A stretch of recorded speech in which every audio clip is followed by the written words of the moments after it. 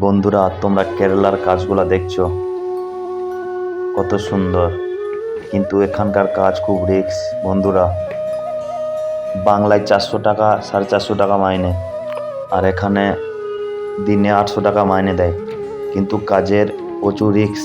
এখানকার এই ইটগুলো দেখছো, ইটগুলো লুটে বসে থাকে।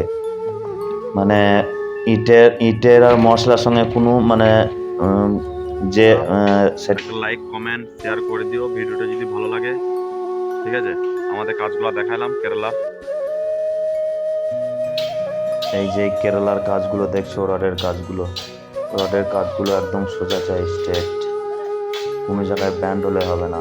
ইঞ্জিনিয়ার এসে এমন অপমান করবে, কাজ করতে ইচ্ছা করবে না।